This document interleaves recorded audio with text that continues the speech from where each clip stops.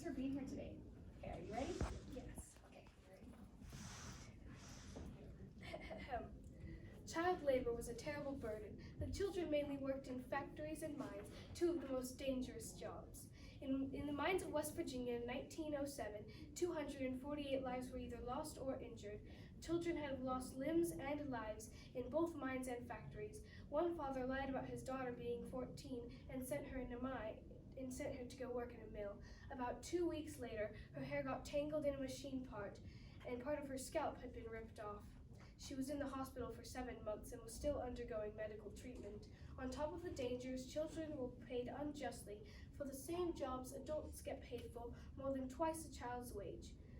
Mother Jones is an important historical figure and an incredible human being in the way that she stood up for children who couldn't in order to put a stop to cruel child labor. She gained respect for women protesters and showed that if you want to change something, it doesn't need to be violent.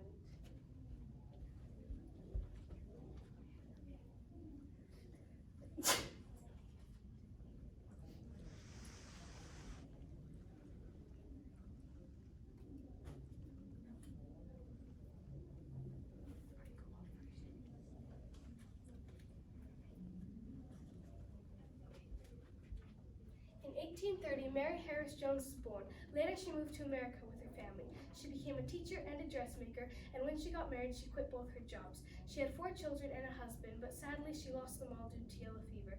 She began working as a dressmaker once again.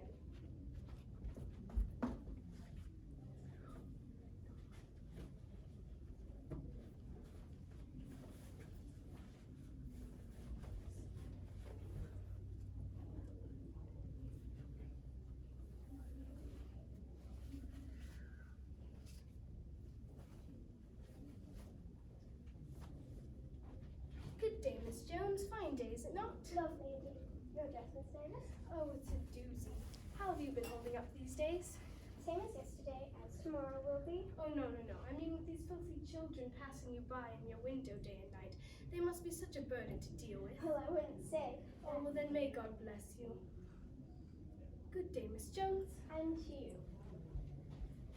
Maybe they wouldn't be such a burden if they were educated like you.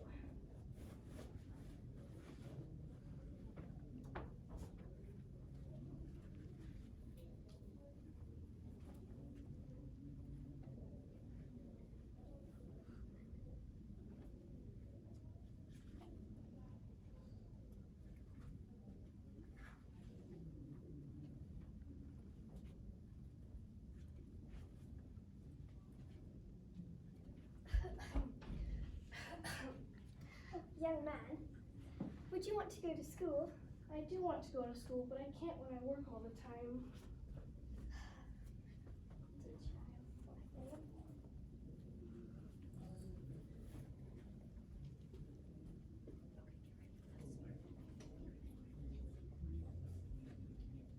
Not very long after this, her dressmaking shop burned down in the Great Chicago Fire. She became an activist against child labor. She encouraged women and children to join her protest to make laws against unfair child labor. If it is a question of strike or go into slavery, I say strike until the last one of us drops into our graves. And the March of the Mill Children had begun in the year 1903. They moved from Philadelphia to New York. Soon she was speaking in the courthouse of Charleston, West Virginia, against the dangers of child labor.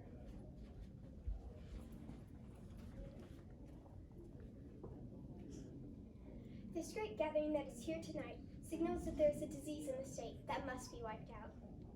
The people have suffered from that disease patiently. They've borne insults, oppression, outrages.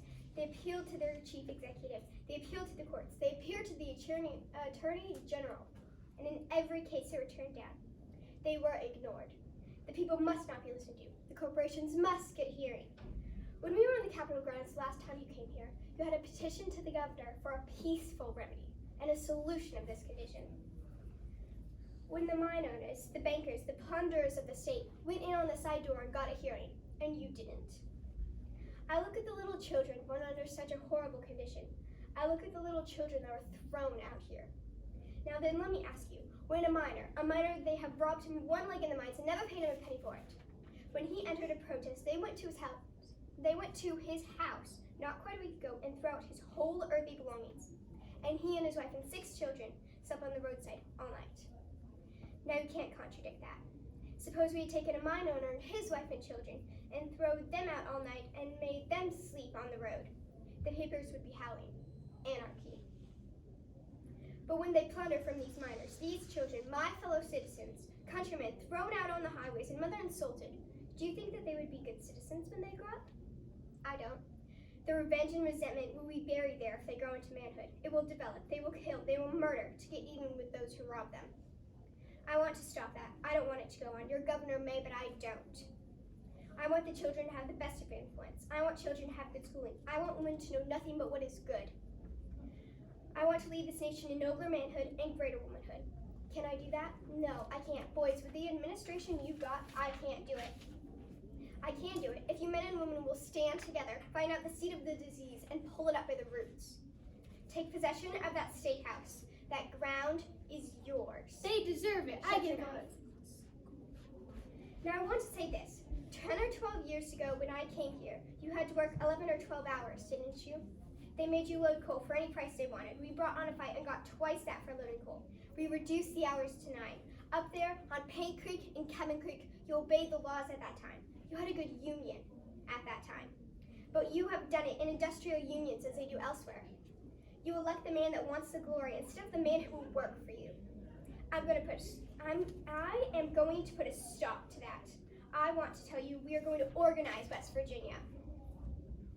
This meeting tonight indicates a milestone of progress of the miners and the workers of the state of West Virginia. I will be with you, and the Baldwin Guards will go. You will not be serfs. You will march, march, march on from milestone to milestone of human freedom. You will rise like men in the new day, and slavery will get its death blow. It has got to die. Good night.